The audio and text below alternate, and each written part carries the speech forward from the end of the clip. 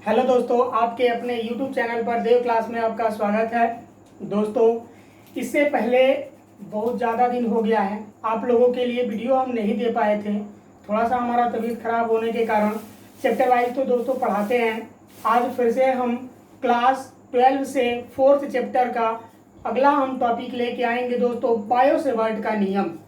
दोस्तों, बहुत सारे बच्चे कमेंट किए थे कि सर आप अगला वीडियो कब तक लेके आ रहे हैं। दोस्तों, थोड़ा सा तबीयत खराब होने के कारण फिर से मैं बता दे रहा हूँ आप लोग कि तबीयत जब ज़्यादा खराब हो गया तो दोस्तों इस वजह से हम आप लोगों के लिए वीडियो नहीं लेके आ पा रहे थे। अब आज से आप लोगों को हम केवल नए नए टॉपिक देते रहेंगे। अर्थात आज का आपका टॉपिक रहेगा बायो सेवर्ट का नियम। दोस्तों, ये बायो और सेवर्ट दो वैज्ञानिक थे। बायो और सेवर्ट दो वैज्ञानिक थे। उन्होंने 1820 ईस्वी में बहुत सारे धारावाही चालक लिए थे। क्या लिए थे दोस्तों? बहुत सारे धारावाही चालक लिए थे। और जब उस धारावाही चालक के अंदर विद्युत का प्रवाह किया दोस्तों, तो उसके चारों तरफ उन्होंने देखा कि एक मैग्नेटिक फील्ड यानी कि चुंबकीय क्षेत्र उत्पन्न हो रहा है। अर्थात उन्होंने यही बताया कि जब किसी अल्पांश लंबाई के चालकीय परिपथ में धारा प्रवाहित की जाती है तो उसके चारों तरफ क्या होता है दोस्तों? चुंबकीय क्षेत्र उत्पन्न होने लगता है। यही बताए थे कौन? तो बायो और सेवर्ट ने। दोस्तों, ये दो वैज्ञानिक थे, ध्यान से देखिएगा। दो वैज्ञानिक थे, बायो और सेवर्ट। किस सन में आए थे दोस्तों ये? तो किस सन में? तो 1820 ईस्वी में। सन 1820 ईस्वी में आए। और इन्होंने क्या बताया कि जब हम किसी अल्पांश लंबाई का एक चालकीय तार लेते हैं, अर्थात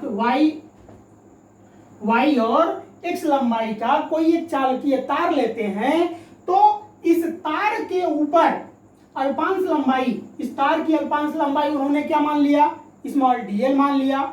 ठीक है दोस्तों, यहां से कुछ दूरी पर एक कण उपस्थित था जिसे P मान लिए।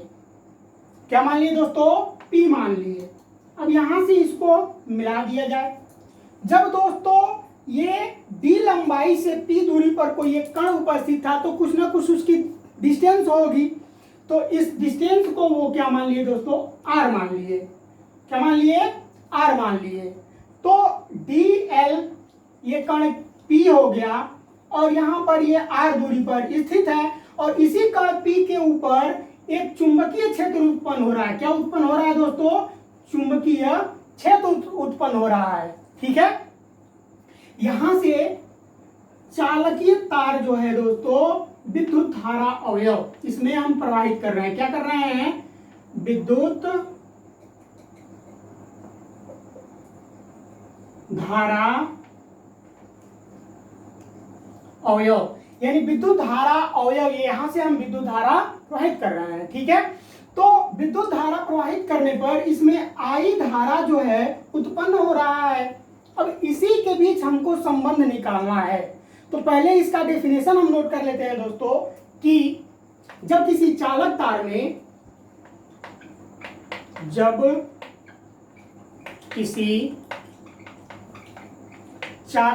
में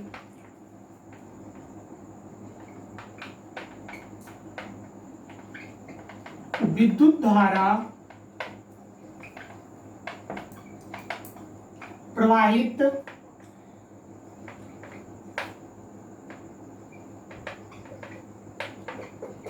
की जाती है तो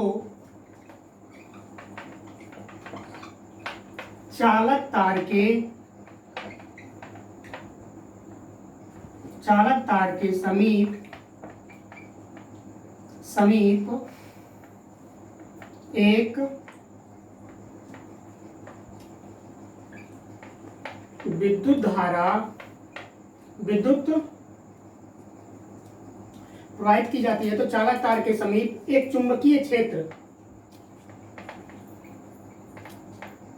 एक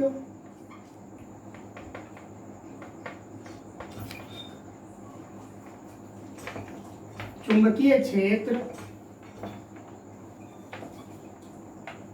उत्पन्न हो जाता है, उत्पन्न हो जाता है। ठीक है दोस्तों, देखिए यदि इसको डिफाइन करना होगा तो आप कैसे डिफाइन करोगे।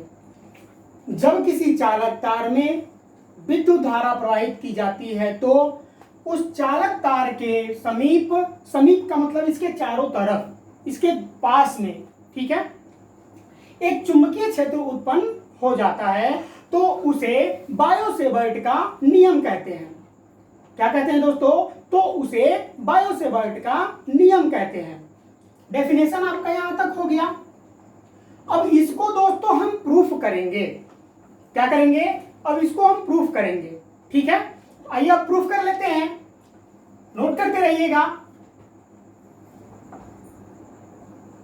तो अब देखिए यहां पर देन तब हम क्या करेंगे, बायो-सेवर्ट के अनुसार अल्पांश लंबाई डीएल, अल्पांश लंबाई क्या है दोस्तों? डीएल है। इस चालकीय तार की लंबाई जो है वो डीएल है।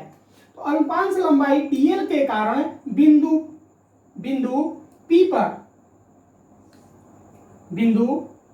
P पर चुंबकीय क्षेत्र की तीव्रता हमें निकालना है।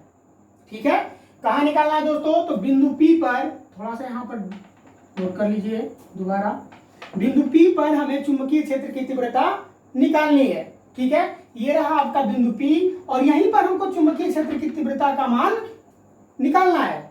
ठीक है, अब आइए, अब इसको थोड़ा सा नोट कर लीजिए दोस्तों ताकि हम इसको रफ कर सकें, टाइम बहुत कम है, नोट करिए आप।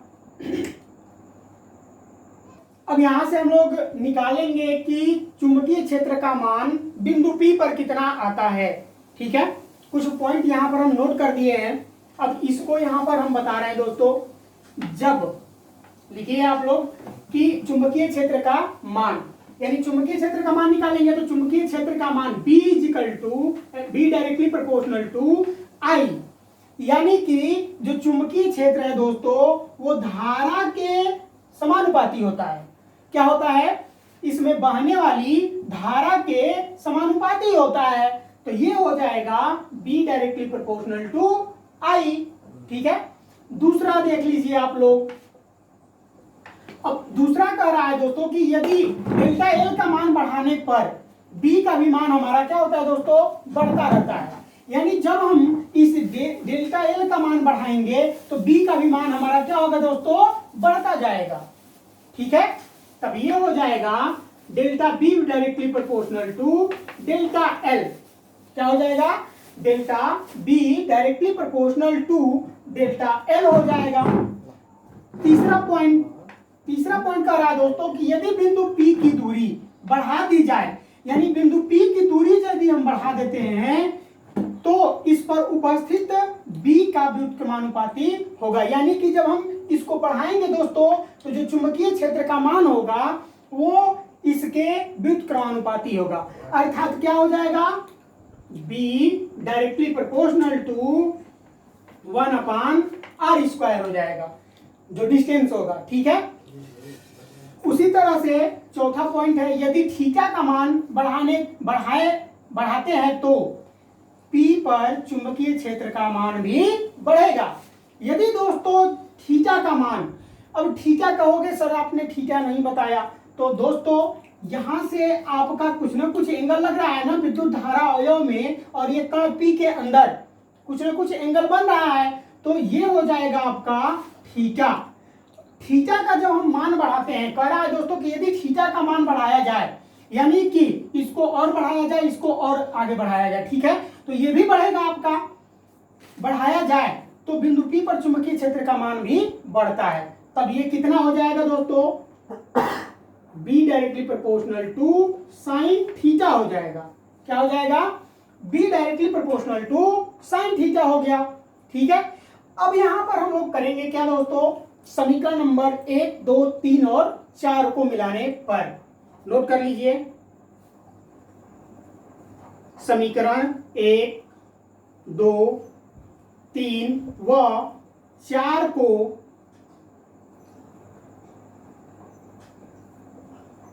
मिलाने पर, अब समीकरण नंबर 1, 2, 3 और 4 को जब मिलाएंगे दोस्तों तो इसमें सब में कॉमन क्या मिल रहा है आपको? B कॉमन मिल रहा है।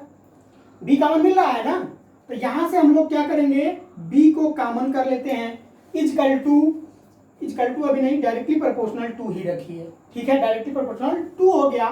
अब इन सारे मानों को रख लीजिए, तब ये हो जाएगा आपका कितना दोस्तों, i into delta L sign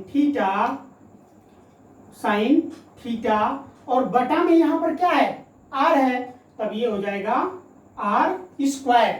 क्या हो गया दोस्तों, आर स्क्वायर हो गया, ठीक है। तो यहां से तो ये पूरा मान आपका इतना निकल गया। जब हम इस डायरेक्टली प्रोपोर्शनल टू को हटाएंगे तो कुछ ना कुछ कांस्टेंट वैल्यू हमें रखना होगा कि नहीं रखना होगा, बिल्कुल रखना होगा। तो यहां से हम कांस्टेंट वैल्यू को अब हटाते हैं। तो दोस्तों थोड़ा सा इसे हम रफ करने जा रहे हैं, ठीक है। आप लोग इसका स्क्रीनशॉट ले लीजिए या वीडियो रोक करके आप लोग नोट कर लीजिए, ठीक है। अब यहां पर जब इसको हम हटाएंगे तो कोई ना कोई कांस्टेंट पद आएगा, यानी इसको हम क्या लिखेंगे कांस्टेंट पद की जगह पर दोस्तों, कि delta B equal to constant पद आपका आ जाएगा म्यू 0/4 पाई। क्या हो जाएगा, म्यू 0/4 पाई हो गया। अब ये हो जाएगा दोस्तों आई डेल्टा एल साइन थीटा बटा में आर स्क्वायर। क्या हो जाएगा, mu 0/4 pi I delta N sign theta बटा में आर स्क्वायर हो गया, ठीक है। अब यहां पर दोस्तों इसका कुछ वैल्यू होता है, इसका कुछ ना कुछ वैल्यू होता है। वो वैल्यू होता कितना है दोस्तों, तो म्यू 0/4 पाई का वैल्यू जो होता है 10⁻⁻7 होता है, ठीक है, -7 न्यूटन प्रति एम्पियर होता है, एम्पियर स्क्वायर, ठीक है। इसके जगह पर हम लोग क्या रख सकते हैं, इतना रख सकते हैं। तो नोट कर लीजिए यहां पर, ये हो जाएगा आपका delta B equal to mu 0/4 pi I delta L sine theta बटा में आर स्क्वायर। यदि दोस्तों एक बात और हम बता देते हैं आपको, तब मान रख लेते हैं। ये तो प्रूफ हो गया चुंबकीय क्षेत्र का मान, ठीक है दोस्तों।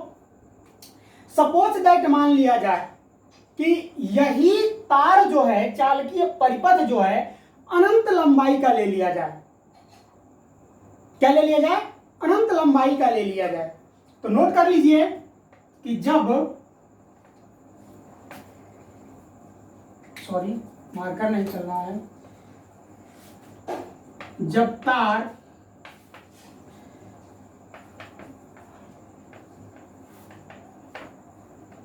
अनंत लंबाई का हो, देन तब क्या हो जाएगा दोस्तों, तब ये हो जाएगा b इजकल टू 2 × 10⁻⁻7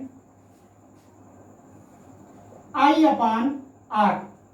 अब आप कहोगे कि सर जी इतना कैसे ला दिए आप, तो यहां पर एक चीज आपको हम बता दे रहे हैं, डेल्टा एल जो है इसको हम 1 मान लिए, अल्पांश लंबाई मतलब 1, ठीक है, बहुत सूक्ष्म लंबाई लिए है, ठीक है। थीटा हमारा 90 हो जाएगा, साइन 90 अंश का मान क्या होता है, 1 होता है। अब बटा जब इन दोनों का हम इसमें मल्टीप्लाई करेंगे तो कोई प्रभाव पड़ेगा, नहीं पड़ेगा ना। हाँ, तो यहां पर हम लोग I/r² कर सकते हैं कि नहीं कर सकते हैं, कर सकते हैं कि नहीं कर सकते हैं भाई, जरूर कर सकते हैं। तो वही चीज यहां पर हमने I/r² कर दिया। यानी दोस्तों दो रूपों में इसको हम अनंत लंबाई के मार्फत से भी निकाल करके दिखा दिए, और दोस्तों बायो-सेवर्ट का नियम के अनुसार भी चुंबकीय क्षेत्र का मान हम यहां पर सेटिस्फाइड कर दिए, निकाल दिए, ठीक है। तो ये रहा आज का आपका पूरा टॉपिक। अगला टॉपिक हम जल्द ही लेके आएंगे दोस्तों। अगर ये वीडियो आप लोगों को पसंद आया हो तो इस वीडियो को लाइक करें। हमारे चैनल पर आप नए हैं तो हमारे चैनल को सब्सक्राइब कर बेल आइकन का बटन दबा दें, ताकि हर नोटिफिकेशन आप तक पहले पहुंच जाए। दोस्तों वीडियो बनाने में बहुत मेहनत लगता है, इस वीडियो को आप अधिक से अधिक दोस्तों में शेयर कीजिए। धन्यवाद।